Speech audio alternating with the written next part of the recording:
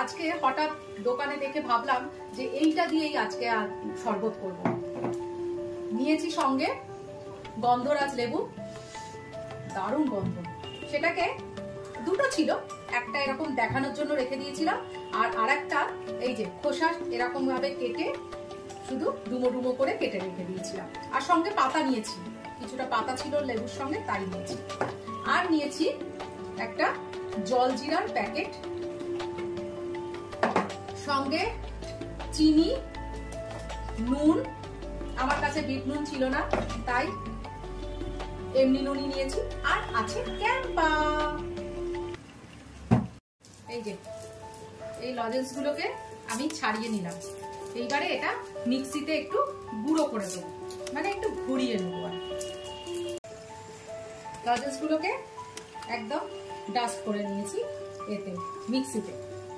এরপরে দেব লেবু কুচোগুলো, যেগুলো ডুমো ডুমো করে কেটে নিয়েছিলাম খোসা ছাড়া গন্ধরাজ লেবুগুলো, সেগুলো একটুখানি থেতো করে নেবো।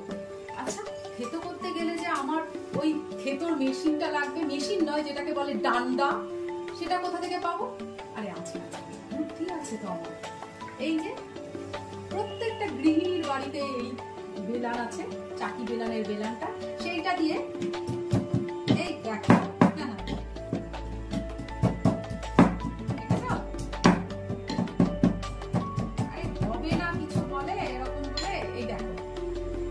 থেতো হয়ে গেল সুন্দর।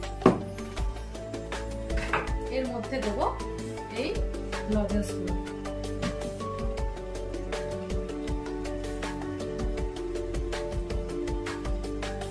আর দেবো ক্যাম্পা।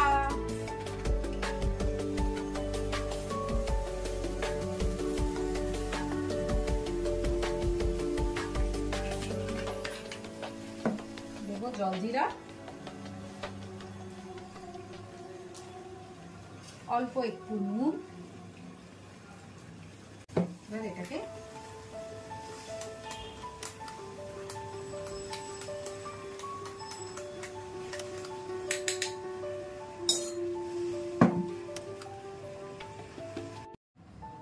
বরফটা দিয়ে দিয়েছি। এইবারে আমার ড্রিঙ্ক পুরো তৈরি।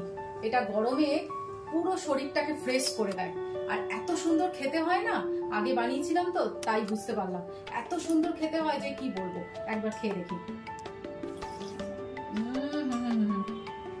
পুরো চুমু, এত সুন্দর খেতে হয়েছে যে কি বলবো।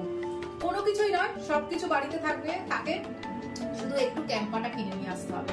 আর যদি লজেন্স থাকলো, আর না থাকলো লেবু দিয়ে বানাবে, কোনো অসুবিধা নেই। খেয়ে দেখবেন, হ্যাঁ ভালো লাগবে।